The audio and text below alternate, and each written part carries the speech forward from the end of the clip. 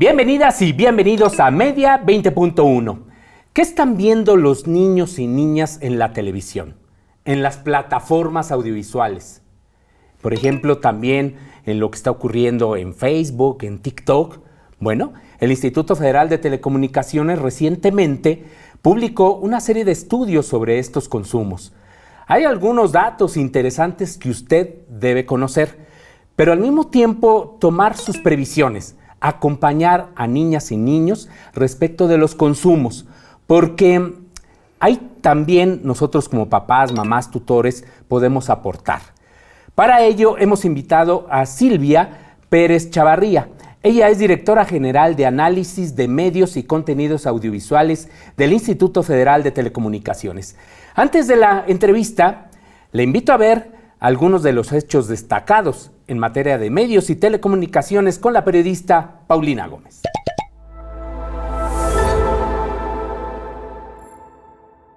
La Comisión Federal para la Protección de Riesgos Sanitarios, COFEPRIS, y el Canal 11 lanzaron una campaña para combatir más intensamente la difusión en medios de comunicación y comercialización de productos de los llamados productos milagro. El presidente de la COFEPRIS, Alejandro Schwartz, dijo que uno de los objetivos es denominar a esos productos como productos engaño y ofrecer más elementos de información para que no caigamos en las mentiras de las empresas que lucran a costa de la salud de las y los mexicanos. Esto dijo Schwartz Pérez.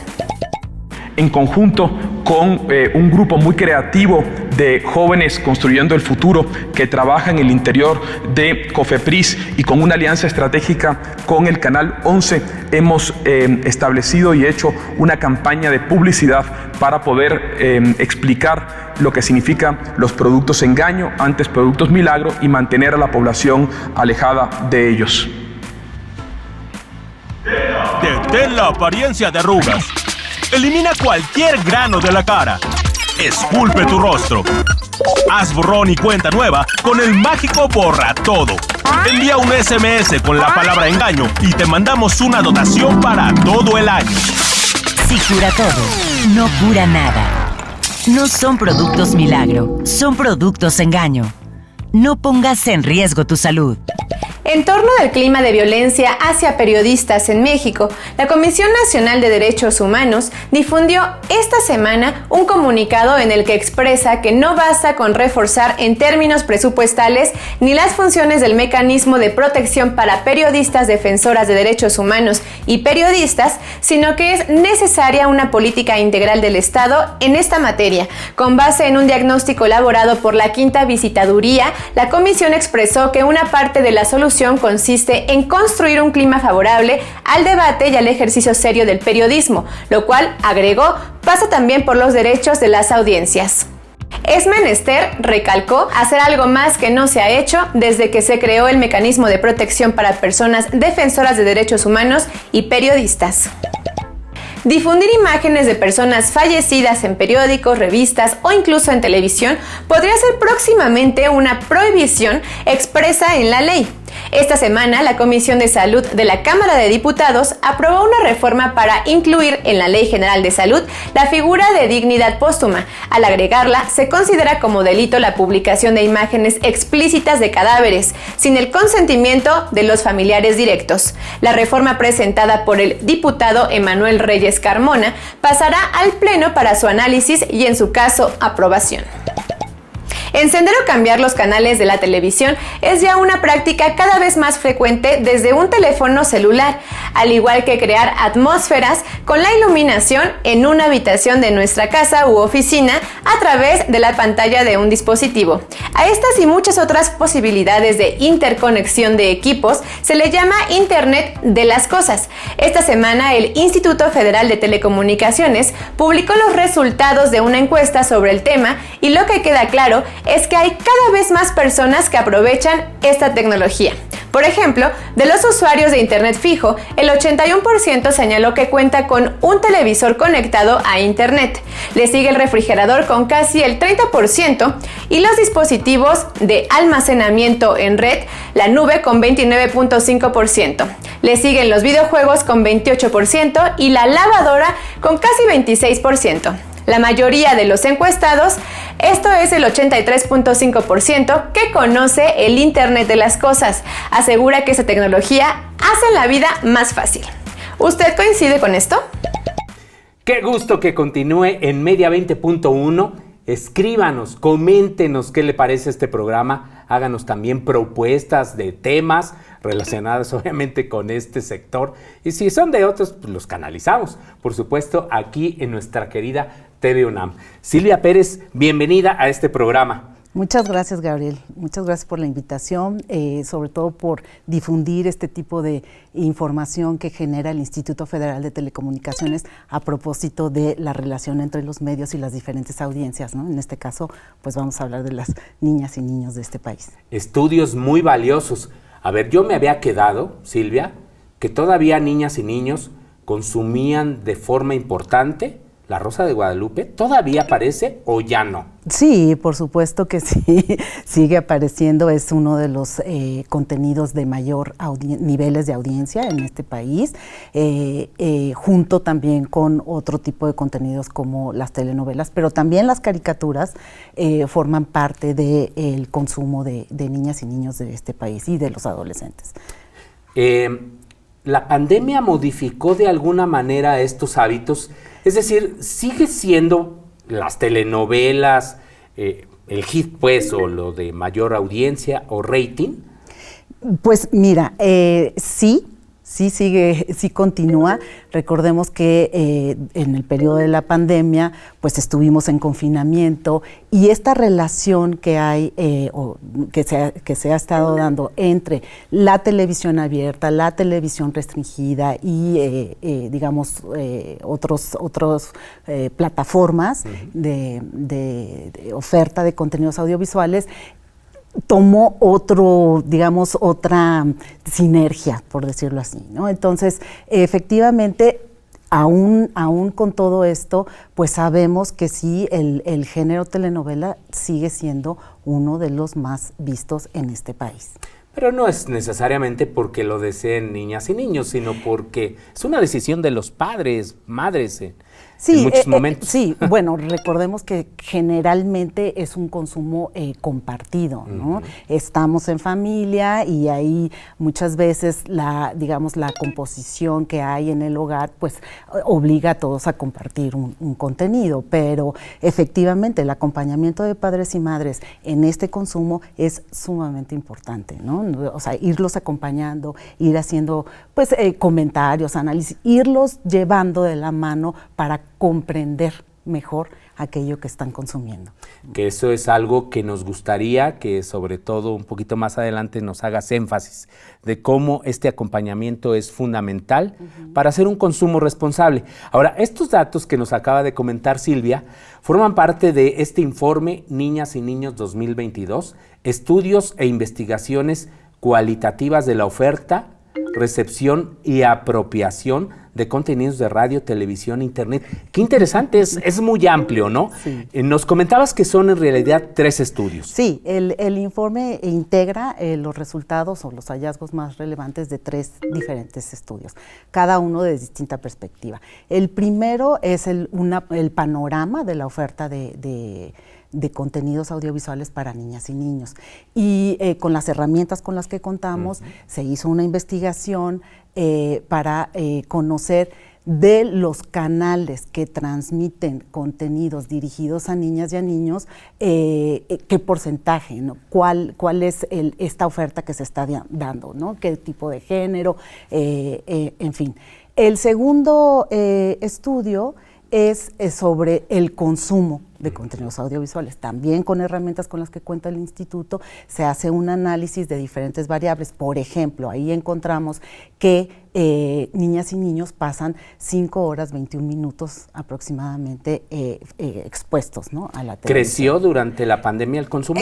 En la pandemia era un poquito más, 5,40 más o menos. Y ahora, como estos estudios abordan 3 años, 2019, 2021, pues pudimos ver que durante la pandemia, sí, en el segundo segundo trimestre más o menos del 2020 se disparó, pero ya digamos que en promedio del 2021 pues sí se redujo, o sea, volvieron a cambiar los números. Entonces, 5 horas, otra vez repítenos. 5 horas con 21 minutos. Televisión Televisión abierta. ¿Y televisión restringida? Bueno, en general, en general todos los el contenidos. consumo de contenidos audiovisuales. Audiovisuales que abarca televisión Abierta y restringida. Y restringida. Aquí no se incluye en este consumo, por ejemplo, YouTube o los videos de YouTube y de otras plataformas. No, esto fue con las herramientas que contamos, ¿no? La medición es de televisión. Perfectamente, exclusivamente de televisión. Y el tercer estudio es el que se refiere a lo cualitativo, ¿no? Exactamente, es un estudio cualitativo que abordó, digamos, el conocimiento, las habilidades, las actitudes que las personas, en este caso las niñas y los niños, tienen frente a los medios de comunicación. ¿Cuál es el uso que le dan? ¿Cómo los consideran? ¿Cuál es su interacción? ¿Cuál es el manejo tecnológico que tienen? Y el análisis o no, o al menos la reflexión que se puede hacer de ese consumo que ellos hacen. Y ahora también nos platicas de algunos de los hallazgos. Bueno, vamos a este del consumo, que es, digamos, el de en medio.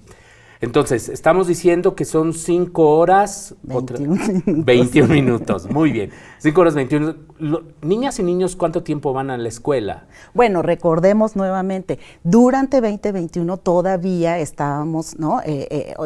Hubo toda esta transición de aprende en casa y después ya empezó, claro, ¿me entiendes? También ahí aumentó el consumo. Exactamente, pues sí, estábamos con esta alternativa para poder continuar, ¿no? con la educación a distancia. De todas maneras se sigue viendo muchísima televisión en México. De todos modos, sí. El 37% digamos, de las audiencias infantiles ven televisión abierta y restringida. Perdón, abierta. El 31% ve televisión restringida y otro 31% ve pues OTTs y otras señales, ¿sí? ¿no? A través de otros dispositivos. Entonces, digamos que el ecosistema, ¿no? y la relación que hay entre los diferentes medios, pues se va recomponiendo, se va reconfigurando conforme va pasando, pues en este caso, por ejemplo, pues una pandemia que nunca nadie hubiera imaginado, ¿no? Sí hay, tú ves con base en estos estudios, una tendencia en la disminución del consumo de televisión abierta con respecto a la televisión de paga y otras plataformas. Es que hay, en realidad lo que yo veo es que hay una amplia oferta y la gente está, y en este caso las niñas y los niños tienen una amplia oferta de la cual no pueden echar mano. Entonces diversifican su consumo, ¿no? Están diversificando y pues sabemos que los medios son como seres vivos, ¿no? Todo esto se va modificando, las ofertas se van también, ¿no? Los formatos, todo se va modificando y ellos se encuentran en estos tres, digamos, medios, pues lo que ellos están buscando, ¿no? Es decir, hacen un consumo de televisión abierta, quizá lo hacen con papá y mamá o tutor, después ellos quizá le cambien a la televisión de paga y quizás en la noche ven algunos videos, cosas así, YouTube, así más o menos. Más o menos, van mezclando, ¿no? Van complementando. Ahora, pero esto supongo que implica una diferencia entre poblaciones rurales que quizá no tienen acceso a televisión de paga o incluso acceso a internet. O que tienen acceso a televisión de paga para ver la televisión abierta, ¿no? Claro. Recuerda que también realizamos la encuesta nacional de consumo de contenidos audiovisuales cada año y ese es un fenómeno que incluso los propios entrevistados mencionan, ¿no? Que a veces contratan el servicio de televisión de paga para poder ver la televisión abierta. ¿Hay mayor consumo de televisión abierta en poblaciones rurales con respecto a las grandes ciudades? ¿O es similar? No, es similar. Es similar. Sí, pero no, en las grandes ciudades sí hay, digamos, televisión. O sea, las rurales también depende de qué localidad, depende de qué zona del país, porque recordemos que este país es diverso, ¿no? Así es. Y hay muchas maneras de consumir y hay muchas maneras también de hacer de estas ofertas, pues, algo que me interesa, ¿no? A mí. Tenemos ya que hacer una pausa, Silvia Pérez, pero no se vaya porque todavía falta desglosar algunos datos muy importantes, interesantes de estos estudios que ha hecho el Instituto Federal de Telecomunicaciones. Así que lo esperamos.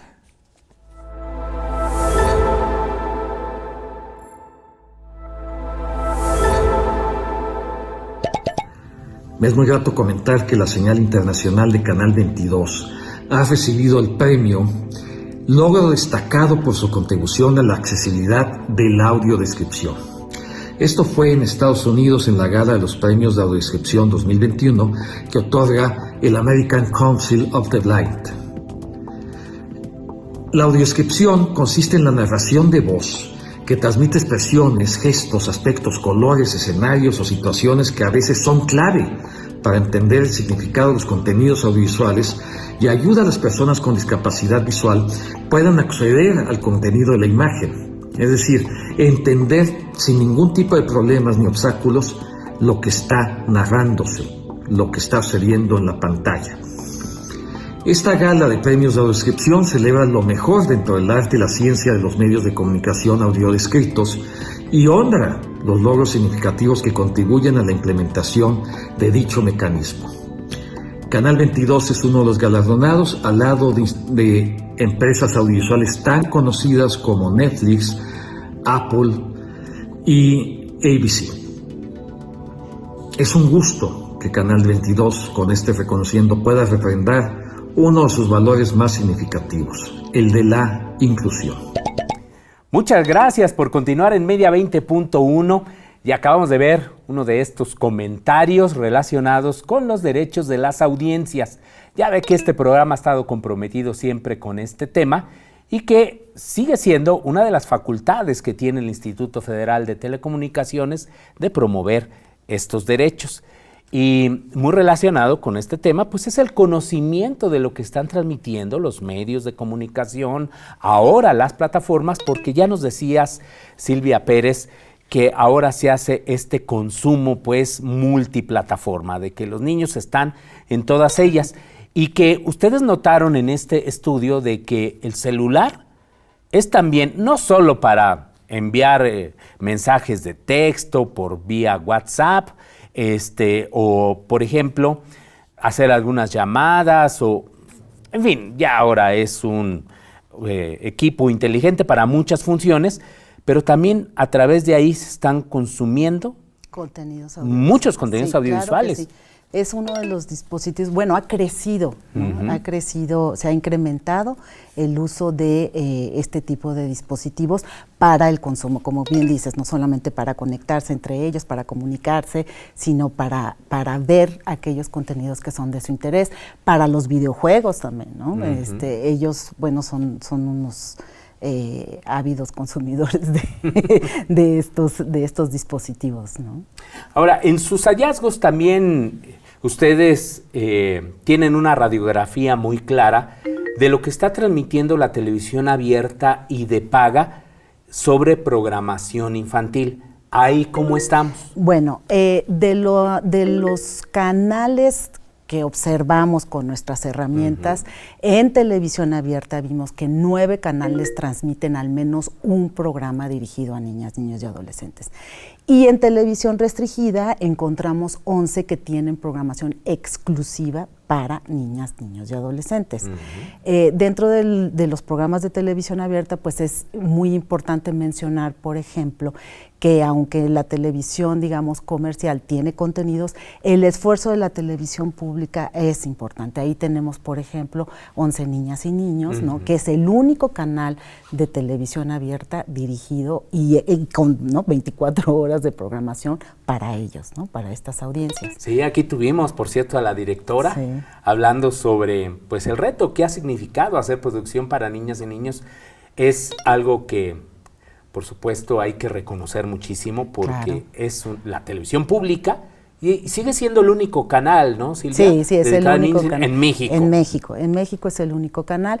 Sí está también Canal 22 con una barra, ¿no? Clic, clac, pero el 11.2, ¿no? 11 niñas y niños es el único canal en este país que está dirigido 100% a este grupo etario de la sociedad.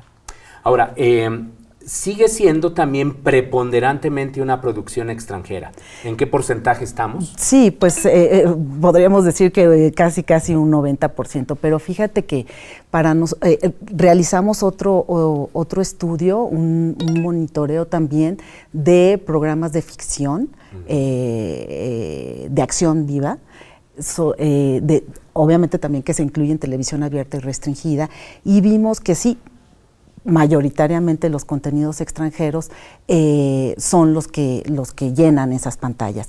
Sin embargo, siempre nos preocupamos, ¿no? Porque tenemos la idea de que, bueno, son extranjeros y que están transmitiendo, ¿no? Y nos dimos cuenta que transmiten valores universales, ¿no? Lo cual también es importante. Vimos que hay avances también, ¿no? Respecto de años atrás, digamos, hay mayor participación de las niñas, los conflictos se resuelven con diálogo, los niños y las niñas pueden manifestar sus emociones libremente. O sea, ha habido avances, ¿no? En estas, y sobre todo lo que te digo, pues transmiten valores universales. Sin embargo, ciertamente sería deseable tener mayor producción nacional, ¿no? Que los niños se vean reflejados, ¿no? Que vean su realidad en las pantallas. Si bien los contenidos de otras latitudes también les refuerzan, digamos, situaciones que ellos viven en la vida, ¿no? En su vida cotidiana o en su imaginario, y pueden tomar ideas para resolver, pues qué mejor que verse reflejado en su realidad nacional, ¿no? Pero bueno, son seguramente, para este tipo de estudios nos sirven justamente para ello, ¿no? Para ver en dónde estamos parados, qué es lo que está pasando. Es una fotografía de esta oferta, de la relación que hay entre este tipo de audiencias y los medios de comunicación, y seguramente nos permitirá vislumbrar, ¿no? A las diferentes instancias, por ejemplo, nosotros como reguladores, pues, ¿no? Vislumbrar cuáles serían los mejores caminos para hacer digamos, una oferta interesante, ¿no? para todos. Pero otras instancias pues también pueden proponer política pública a partir del conocimiento, porque si no sabes dónde estás parado, pues ¿qué vas a proponer? Claro, esto es fundamental para la toma de decisiones, y bien lo dices, para impulsar políticas públicas que lleven a una mayor producción de contenidos audiovisuales para niñas y niños con respecto a esta realidad, ¿no? Es una realidad. Quizá también muy distinta a la que se vive en países desarrollados, que es donde se producen mucho más este tipo de contenidos. Ya tenemos que ir cerrando, Silvia, ya se nos está terminando el tiempo. ¿Qué recomiendas a las audiencias que ven Media 20.1 con respecto a este consumo responsable de medios? Pues que se informen, ¿no? Creemos, nosotros, el Instituto cree firmemente en la alfabetización mediática como una herramienta para la promoción de los derechos, y es muy importante. Estos resultados están disponibles para la sociedad, ¿no? En general, los pueden consultar, pueden verse reflejados, ¿no? O sea, es importante saber, nosotros como padres, los cuidadores en general de niñas y niños, maestros, ver qué es lo que está pasando y repito, o sea, hacer un consumo acompañado, ir desarrollando en ellos estas habilidades, no solamente tecnológicas, que bueno, ¿no? nos llevan la delantera, pero sí este análisis de contenidos, ¿no? Este análisis, esta reflexión, esta visión, pues un poco crítica, ¿no? Para tener una sociedad un poquito más propositiva, una sociedad que pueda exigir, ¿no? O pedir aquello y decidir, ¿no? Qué es lo que quiere consumir. Reflexionar con niñas y niños, sobre todo, digo, los adolescentes también, pero sobre todo con niñas y niños, sobre lo que están viendo en estas plataformas, sobre qué aporte, qué le deja, si está bien o mal. En fin, es una valoración, ¿no? Que se puede hacer también en familia. Eso es parte también de la observación crítica respecto de estos contenidos. Así es, así es. ¿Dónde pueden consultar algunos de estos estudios? Y ustedes, pues bueno, el IFT tiene también una página, un sitio dedicado a las audiencias. Sí, tenemos un micrositio, es www.somosaudiencias, www.somosaudiencias.ift.org. Y bueno, pues el sitio, la página oficial del instituto, que también es www.ift.org.mx. Ahí también los pueden consultar en cualquiera de las dos ligas. Sí, visite sobre todo este de Somos Audiencia, está muy fácil, usted lo pone en Google, póngale Somos Audiencias IFT y lo va a dirigir de veras a un micrositio maravilloso donde va a encontrar información de primerísimo nivel para la toma de decisiones de este consumo responsable, que también es parte de los objetivos de este programa. Claro que sí. Silvia Pérez, qué gusto tenerte aquí. Muchas gracias, Gabriel. Al contrario, muchas gracias por la invitación. Y muchas gracias a usted. Nos vemos la próxima semana.